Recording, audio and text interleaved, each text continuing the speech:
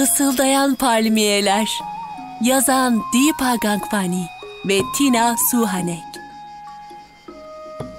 Mori, iri, kahverengi gözlü küçük bir kızdı. Anne ve babasıyla birlikte küçük mavi gölün yanında güzel bir Hindistan cevizi bahçesinde yaşıyordu.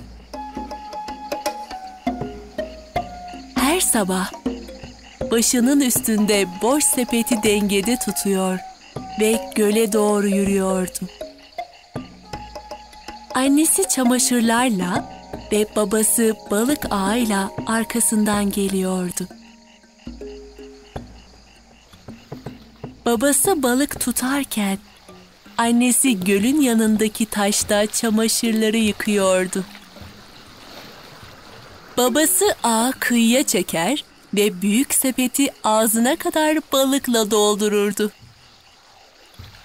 Arada bir ağa kaplumbağa takılırdı. Ama Mori hemen onu kurtarırdı. Güneşli bir sabah babasıyla balık tutarken Mori dedi ki, "Her gün bu kadar çok balık yakalarsak bir gün hiç balık kalmayacak." Annesi güldü ve onu okula gönderdi. Ağaçların gölgesinin altında Mori'nin annesi huzursuz bir uykuya daldı. Rüyasında hiç balık kalmamış gölü gördü. Palmiye yapraklarındaki rüzgar kulağına fısıldıyordu. Su ve toprak hep ailene baktı.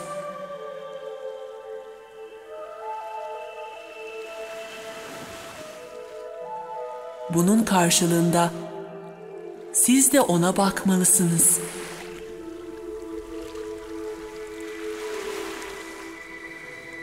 Gözünde yaşlarla uyandı.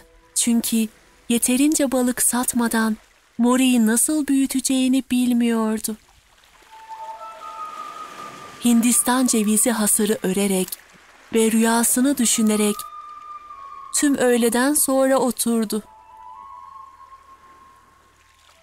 O gece gaz lambası gecenin derinliğinde yanarken Mori ailesinin fısıltısını duydu.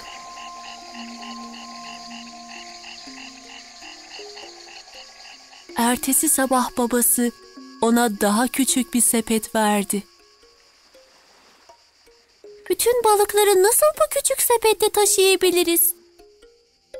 diye sordu Mori.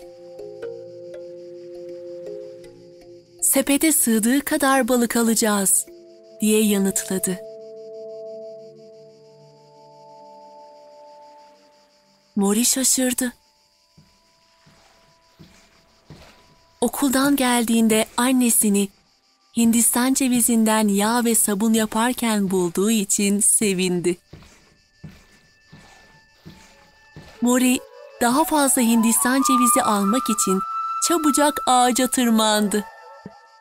Ama annesi onu uyardı. "Onları zorlama.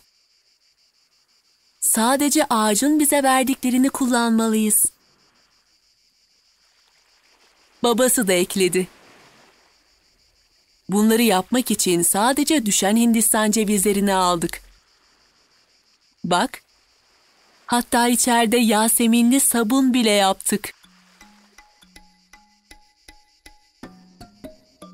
O günden sonra aile palmiye yapraklarından süpürge yaptı ve Hindistan cevizi liflerinden hasır ördü. Pazara sabun, yağ ve az miktarda balık götürdüler. Mori büyüdüğünde Hindistan cevizi kabuklarından küçük kaplumbağalar yaptı ve bir tanesini hep boynunda taşıdı.